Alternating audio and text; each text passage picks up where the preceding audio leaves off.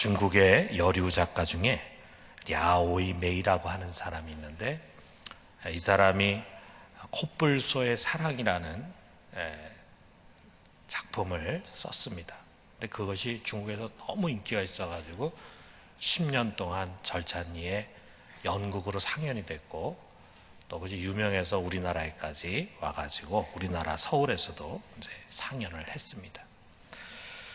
그 내용은 코뿔사 조련사인 마루라고 하는 사람과 그가 사랑하는 밍밍이라고 하는 여자의 이야기입니다. 이 마루는 밍밍을 너무도 사랑해서 그녀를 위해서 자기의 모든 것을 포기하려고 하지만, 지극히 현실적인 밍밍은 늘 냉랭한 반응만 보일 뿐입니다. 그래서 어느 한계점에 가서 절망한 이 마루는 마지막에 자기의 분신과 같은 이 코뿔소를 죽여가지고 그 심장을 꺼내서 그것을 밍밍에게 선물하는 거예요. 이렇게 밍밍만을 향해서 달려가는 마루의 열정적인 사랑과 늘 두리번거리는 밍밍의 공허한 사랑, 이것이 우화와 같은 이야기로 펼쳐집니다. 이 작가는 이 스토리를 통해서 오늘날 현대인들이 너무도 영악하고 계산적이기 때문에 정말 기적과 같은 아름다운 사랑을 이뤄내지 못한다라고 하는 현 세대를 풍자를 하는 것이죠. 자기의 모든 것을 다 바치면서 사랑하고픈 남자와 늘 다른 것을 바라보는 여자의 이야기는 소설에만 나오는 것이 아닙니다. 십자가를 사이에 두고 오로지 우리 인간만을 사랑하시는 하나님과 그 지고의 사랑을 받았음에도 불구하고 늘 다른 것을 두리번거리는 우리 인간의 이야기입니다. 십자가에 달리신 예수 그리스도와 그를 따른다고 하면서도 한눈을 파는 그리스도인들의 이야기랄까요. 우리의 이야기는 십자가에서부터 시작이 됩니다. 주님은 이제 골고다에 도착하셨어요. 이미 끝에 뼈가 달린 그 날카로운 채찍에 온몸이 만신창이가 됐습니다. 힘이 하나도 없습니다. 그래서 자기 힘으로 그 십자가를 지고 올 수 없기 때문에 중간에 구레뇨에서 올라온 시몬이라는 사람이 예수님의 십자가를 대신 지고 그리고 골고다 언덕까지 올라갔어요. 그곳에 십자가에 못 박기 전에 여기 군인들이 죄수들에게 몰약을 탄 포도주를 줍니다.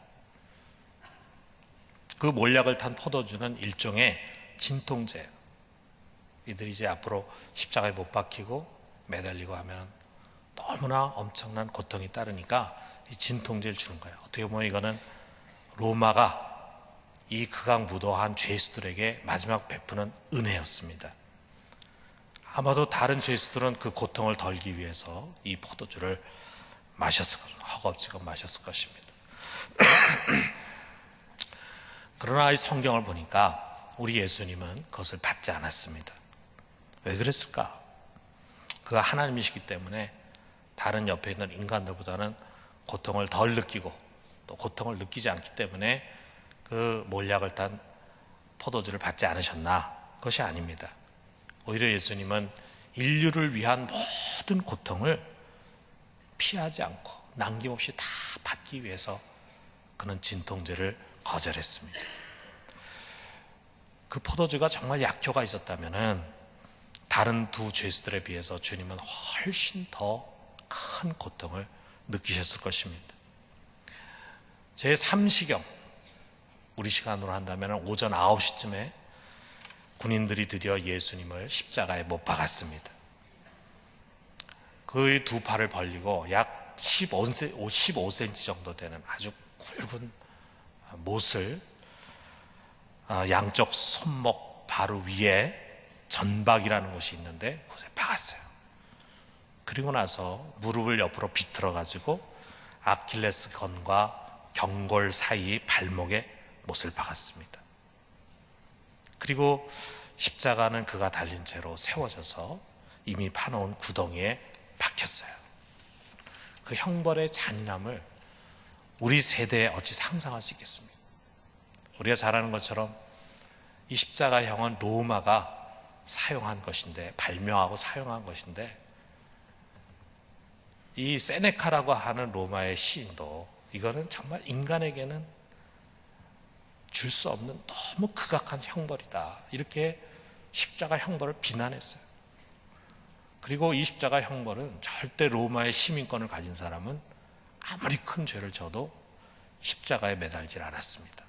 그래서 우리가 아는 것처럼 베드로는 십자가에 거꾸로 매달아 죽였지만 바울은 십자가에 달려 죽은 게 아니라 목베임을 당해 죽었어요. 너무나 극악한 형틀이기 때문에 로마 시민권을 가진 사람은 그렇게 하지 않았습니다. 그리고 이 로마 사람들이 나중에는 결국 너무 잔인하다 그래가지고 이 형벌을 없앴습니다. 오늘날 의학 전문가들이 그 당시의 상황을 연구하면서 이 십자가에 못 박히게 될 때 우리 인간에게 어떤 현상들이 일어나는가, 호흡이 곤란해지고 피순환이 곤란해지고 혈압이 강하고 심부전증이 발생해서 결국 죽게 된다. 이게 십자가에 매달린 사람들의 일반적인 현상이라는 것입니다. 자, 다른 건 몰라도 숨은 쉬어야 되는데 우리 숨을 쉬려고 할 때는 몸이 움직이지 않을 수 없잖아요. 몸이 움직여지면 자연히 그 손과 발에 박힌 못이 아무래도 자극이 되고 움직이게 되니까 너무 고통스럽겠죠. 그런데 그 십자가 위에 대롱대롱 매달려 있는 가운데서 그야말로 인간의 극한 상황이죠. 그런 가운데서도 예수님은 자기를 둘러싼 사람들을 하나하나 섬겨주셨어요. 먼저 제자 요한과 함께 십자가 밑으로 왔던 자기 어머니 마리아를 향해서 요한복음 19장 26절에 보니까 여자여 보소서 아들이니다, 이렇게 말씀하십니다. 그리고 옆에 있는 요한에게는 27절에 보니까 보라 내 어머니라, 이렇게 말씀하시면서 그 고통받는 자기의 육신의 어머니를 제자가 모시도록 부탁을 하는 것입니다.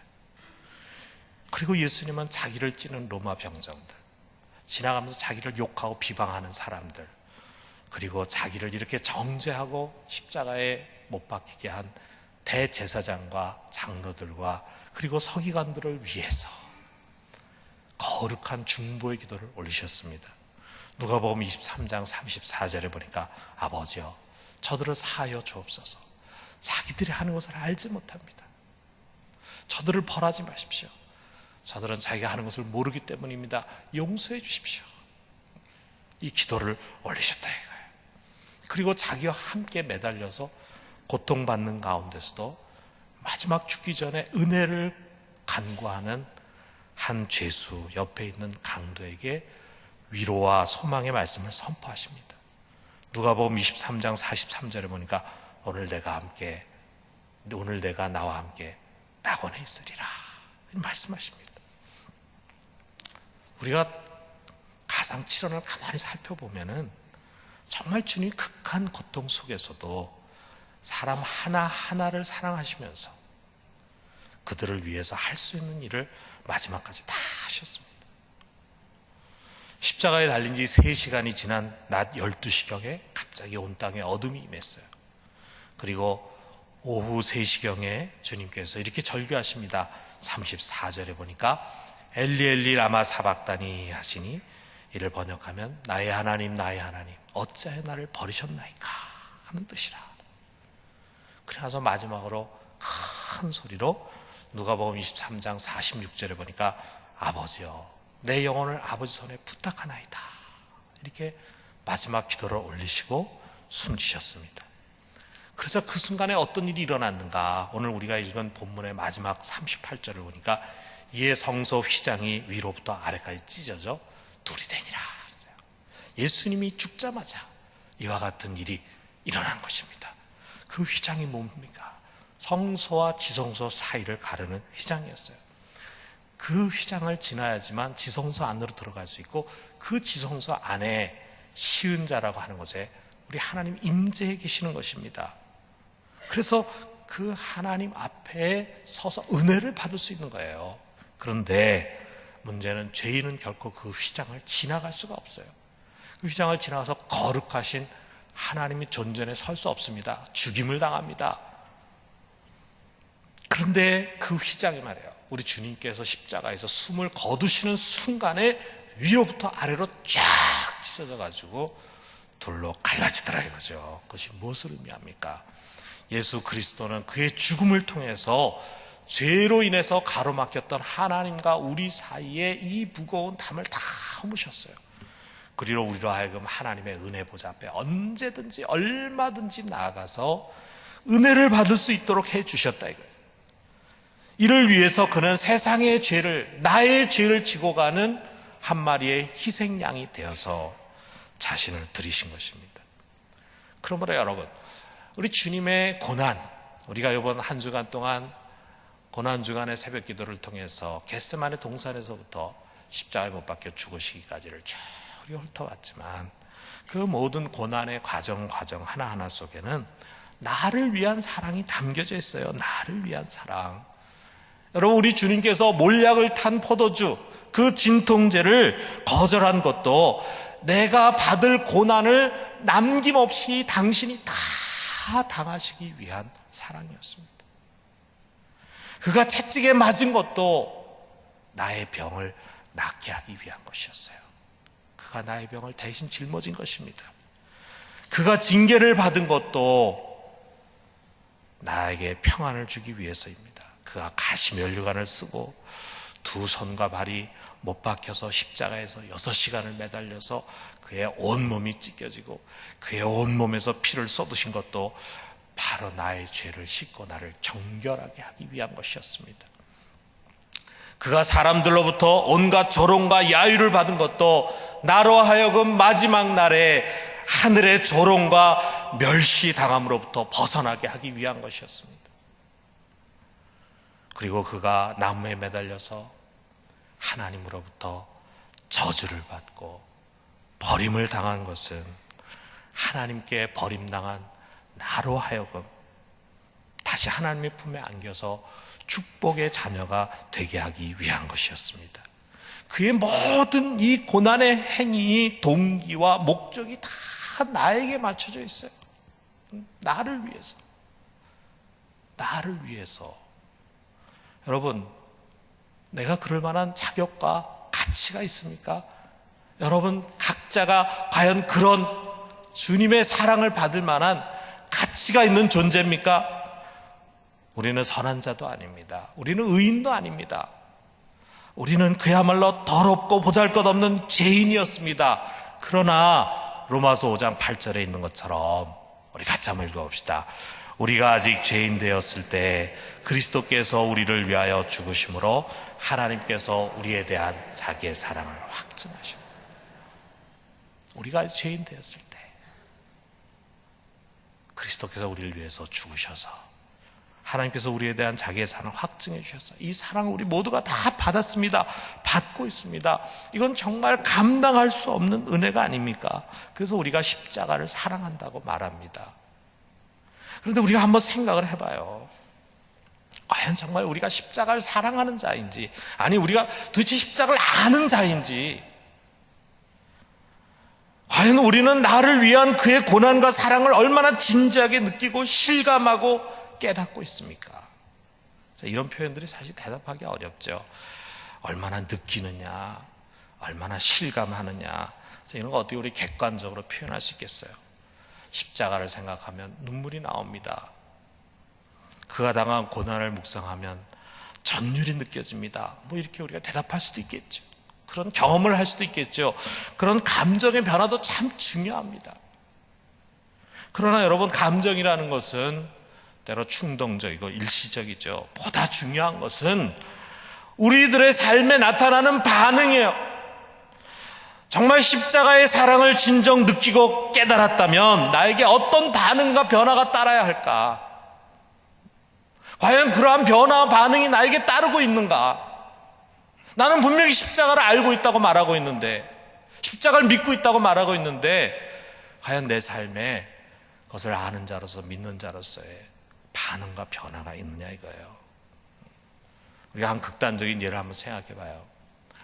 이렇게 TV를 보면서 여러분 아마 운동 경기도 보고 또 연애 프로그램도 보고 이렇게 볼 텐데, 거기에 나오는 사람들 중에 보면은 이 십자가 목걸이를 하고 나오는 사람들이 참 많아요. 특별히 우리 체육계나 연예계에 예수 믿는 사람이 참 많은 것 같아요. 그래서 운동선수가 운동을 하는데 목에 이 십자가 목걸이를 건 장면들이 때로 TV에서 보입니다. 또 연예인들이 이 십자가 목걸이를 하고 이렇게 출연하는 거, 또 방청석에도 보면은 십자가 목걸이를 하는 그런 사람들이 이렇게 보여요. 그러면 참 왠지 기분이 좋죠. 우리가 같은 형제 자매다 이런 느낌도 오죠. 근데 종종 아주 반갑지 않은 모습도 있습니다. 언젠가 TV에서 남의 집을 터는 도둑을 붙잡았는데 그 도둑이 훔친 물건, 그 도둑이 갖고 있는 소유물 그런 거를 경찰에서 증거물로 쫙 진열했는데 거기 십자가가 있더라고요. 그 십자가 훔쳤겠어요? 자기 목에 걸고 다니는 거지. 아니 십자가를 목에 걸고 다니는데 남의 집에 물건을 훔칩니까? 세상에.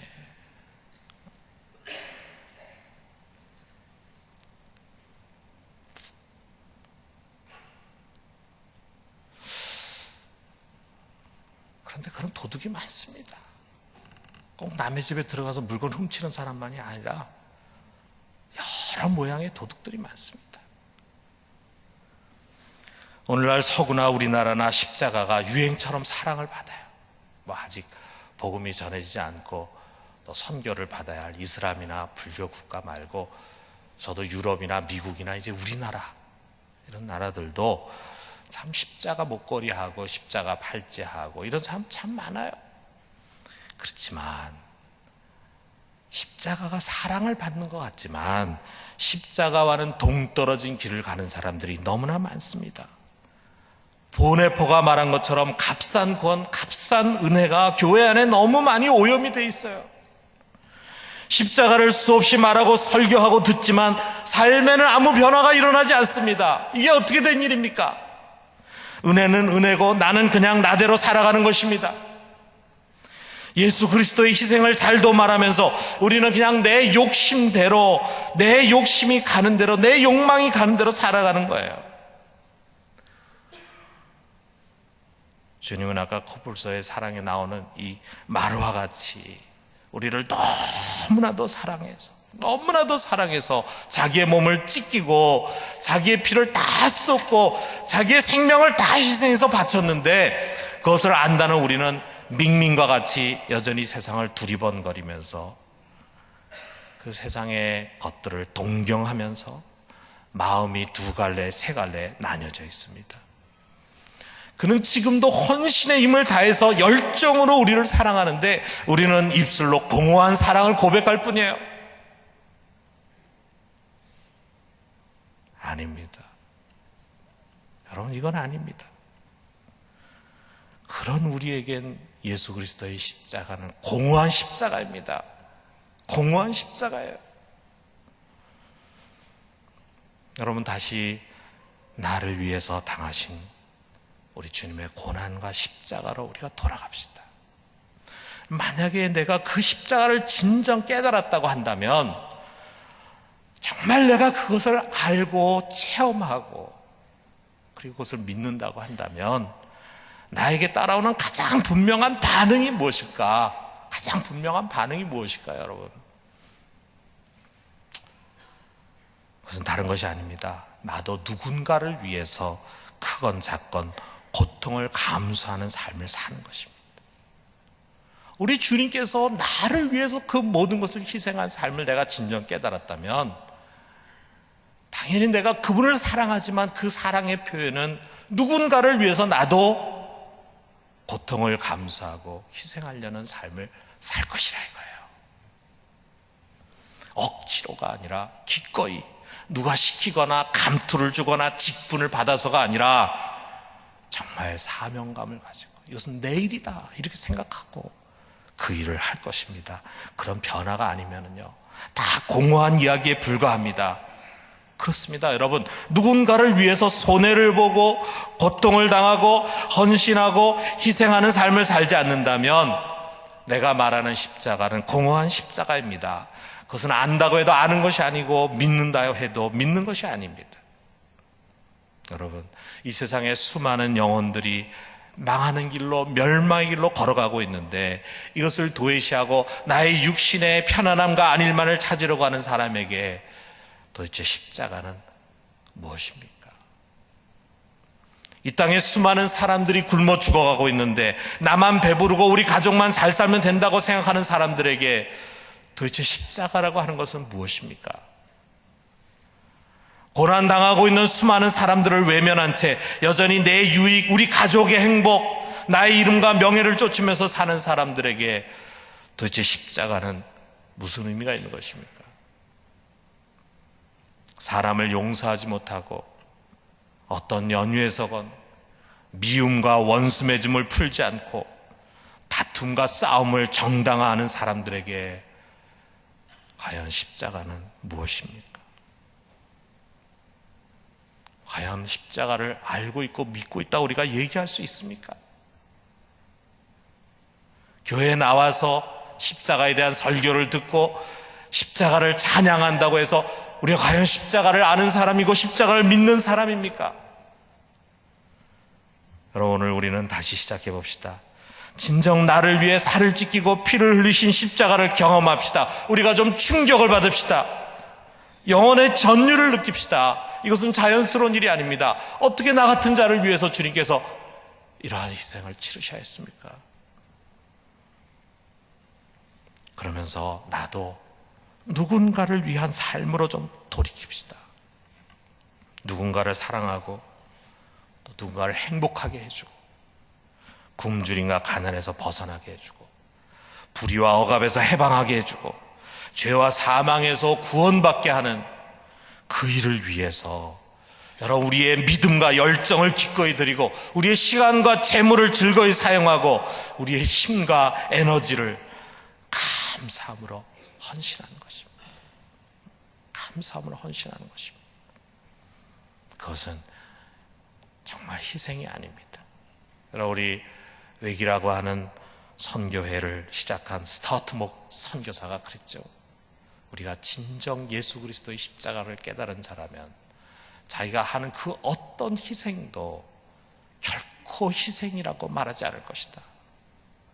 우리가 조금 교회에서나 또는 우리의 삶의 자리에서, 직장의 사회 속에서 이웃을 섬기고 교회를 봉사하고 성도들을 섬기는 일을 하면서 그것을 희생이다, 봉사다라고 말한다면 아직 우린 십자가의 은혜가 무엇인가를 제대로 알지 못하는 것입니다. 사랑하는 성도 여러분, 우리가 한번 돌이켜 봅시다. 나만을 위해 살아가고 우리 가족들만을 위해 살아가던 삶에서 이제는 누군가를 위해서 섬겨주고 봉사해주고 그리고 예수님처럼 고난을 당하고 고통을 받는 그것을 억지로가 아니라 기꺼이 사명감으로 감당하면서 살아가는 진정한 십자가의 길을 걸어갈 수 있기를 주님의 이름으로 축원합니다.